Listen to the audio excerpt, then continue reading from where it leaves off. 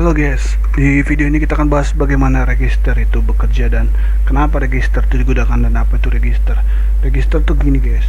Nah, kalau kita kasih angka desimal di sini, klik simulate dulu guys, klik tangan ini, kita kasih misalnya gini guys. Nah, ini nggak berubah apa-apa, tapi kalau kita klik simulate out manual, baru klik manual tick full cycle atau control F9, makanya akan berubah jadi 6 sesuai dengan representasi biner dari sini ke desimal. Nah, itu apa nih guys? Jadi kan seolah-olah kita membuat ilusi yang membuat saya juga sebagai seorang mahasiswa gagal memahami apa itu register. Seolah-olah saya lihat bahwa register itu fungsinya cuma mentransferkan data dari sini ke sini guys, padahal sesuai pada waktu clock rise ya guys. Padahal enggak guys. Padahal itu intinya dari register itu menyimpan data dari input ini di sini guys, atau di queue. Dan walaupun data inputnya berubah lagi jadi berubah apapun, ini nggak akan berubah kecuali ini rise. Jadi itulah fungsinya guys. Fungsinya lebih dititik berankan ke memori simpanan, bukan simpanan om ya guys. Ini simpanan data maksudnya, dan bukan transfer doang. Itu yang membuat saya gagal dalam memahami membuat teknik digital, elektronika digital dan komputer digital khususnya guys ya. Jadi kita akan buat ini guys. Oke, kita mulai guys. Nah, ini banyak kali yang agak apa guys, klik pin dan klik pin lagi. Nah, ini nggak boleh sembarangan guys. Ini kita harus pakai ini guys.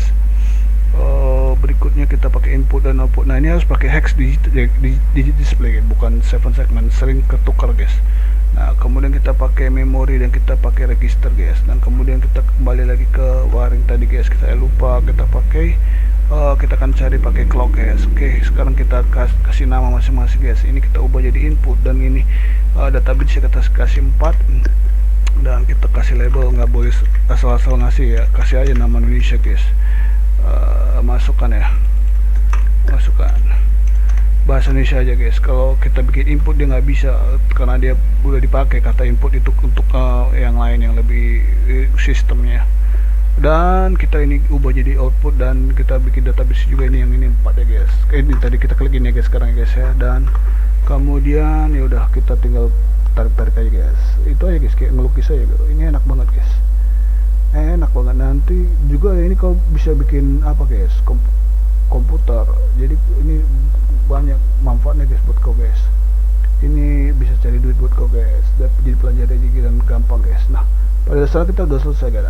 Satu lagi jangan lupa guys, ini masih 8 guys, dan ingat ini harus 4. Kalau enggak, ini 4, ini 8, ini 4, bagaimana nyebrang? Oke guys, terima kasih. Kita klik simulate, kita klik simulate dan klik kena. Oke, kita ini juga klik tangan, kita input dulu sini angka berapa nih bit biner yang kita bikin, misalnya 001 ya.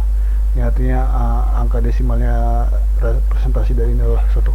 Klik simulate, kalau klik sini. Nah, ini kan berubah jadi 1 guys. Nah, itu guys, kalau kita ubah jadi 1010. Nah, ini jadi oke guys. Nah, jadi oke guys, itu aja guys. Ini adalah register di Logisim. Terima kasih guys, semoga ini berguna.